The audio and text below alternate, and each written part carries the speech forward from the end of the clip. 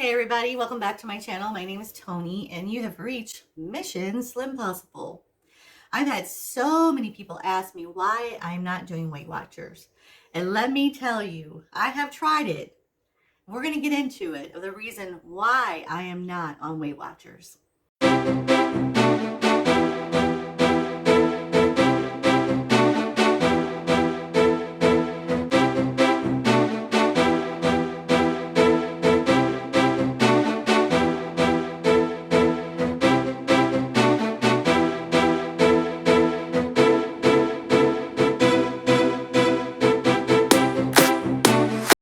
Back when I was on Weight Watchers, I felt like the point system was a never-ending math problem. Have you ever tried to use their app to put in, like, for instance, like a recipe and trying to get the amount of calories, the amount of points, how many servings are you doing? It was just a never-ending math problem for me. Instead of focusing on nutrient-dense foods and meals, I found myself trying to fit my foods in with their system, and it just did not work. Even if it meant eating low-calorie, low-fat foods just to make my points fit into their system, absolutely not. Let's talk low-fat.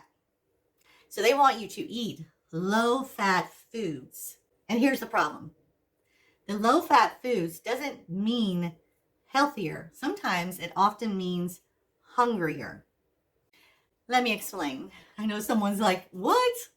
So cutting out high-fat foods, like good nutrient-dense high-fat foods, like avocados, things like extra virgin olive oil, which a lot of times when I would try to add that in with my points, did not work with me throughout the day. It would make my points so much higher. So cutting out those high-fat foods was actually eating up your points. Good fats is actually keeps your blood sugar stable, keeps your cravings in check, and helps you stay full longer throughout the day. Without it, if you've noticed this, when you're on Weight Watchers, you get hungrier throughout the day and you're constantly snacking and craving foods throughout the day. So you're eating more and you feel like you never get enough food. You ever notice that? I actually learned this the hard way. I would eat the low-fat foods, but I was hungry. It was almost like I was eating Chinese food all day long in each session, but I was hungry an hour later. So there is something to that. Low-fat foods is not necessarily healthy for you. They actually make you hungrier. And then you probably remember this. I think it was last year. They brought WW Low Carb, the diabetic plan, in, which actually confused people even more. It confused me to the point of no return, especially for those people that were trying to make the meals work for them on that the WW diabetic plan. I had all kinds of people asking me at that time. They were saying, well, what did you put in for your questions? As they would ask me, I remember they would ask me, what did you put in for your questions? And how did you get it to become the diabetic plan, even though you weren't pre-diabetic? It left me with no flexibility with the point system. And it actually made eating a chore. And we do not need some extra frustration in there with our eating, do we? Our weight loss plan. We do not need that extra frustration. And let's not forget the latest news that they are bringing in prescription GLP medications into the scenario. And it's getting to the point where people are actually on this medication along with Weight Watchers. That tells me right there that their point system isn't working for them. So they switch it up every couple of years. Actually, every year they switch it up just so they can, keep it interesting. I don't even know.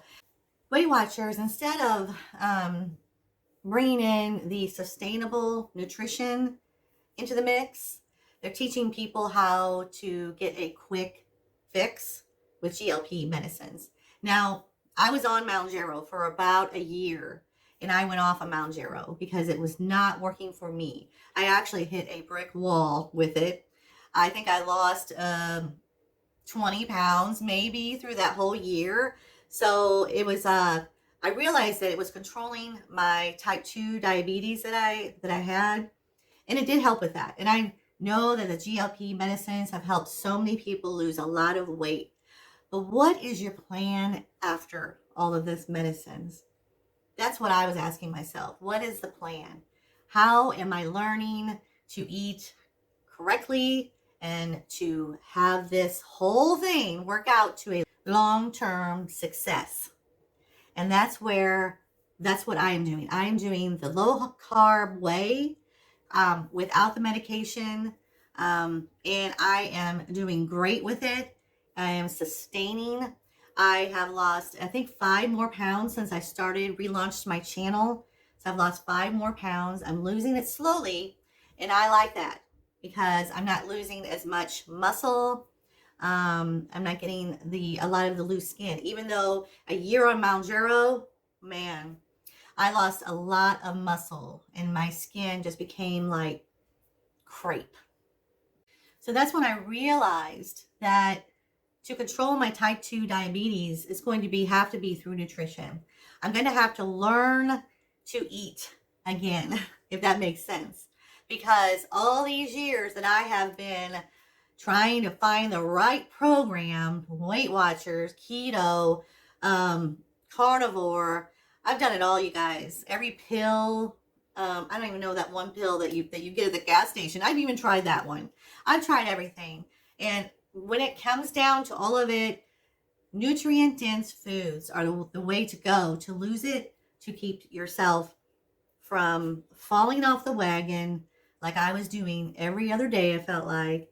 And, I do my walking, I do my toning, and that's all from losing the weight that I lost, the 20 pounds or so that I lost with Mounjaro.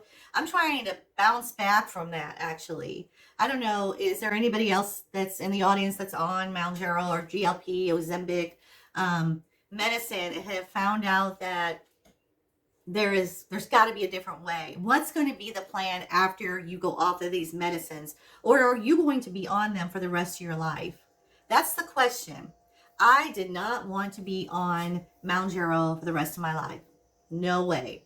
I don't even like taking medicine as it is, and being on, sticking a needle in my stomach every 2 weeks, or every week, I'm sorry, was not what I wanted to do for the rest of my life. Even though it was helping me with my type 2 diabetes, it did actually help me with my cholesterol.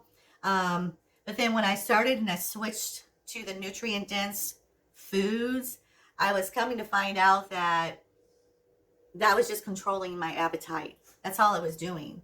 And then I got to the point where it wasn't controlling my appetite. That's when the wake-up call was, when it was not controlling my appetite.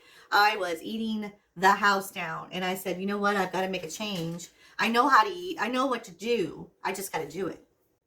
So I didn't want to come on here and bash Weight Watchers, because that's the farthest from it. Because I have friends that are actually still on Weight Watchers, and they're on WW low carb. They do the low carb with Weight Watchers, and it works for them perfectly. The counting of the points, they're in it. You know what I mean? And they love it, but it just wasn't for me. I gave Weight Watchers at least 4 times a good run, and no, it just wasn't for me. I just can't do the counting of the point. It's just too much. It's just too much work for me. It should not be that hard. But if you're on it, good for you. I mean, I'm happy that you found something that is working for you and that you're reaching your goals. I'm not on here to bash Weight Watchers whatsoever. If that's you, I would love to hear your story, your journey with Weight Watchers, or keto, or WW low carb, or low carb. I would love to hear your stories and your challenges and your successes, you guys. Yeah, I will see you on the next one. You guys have a great day. Bye-bye.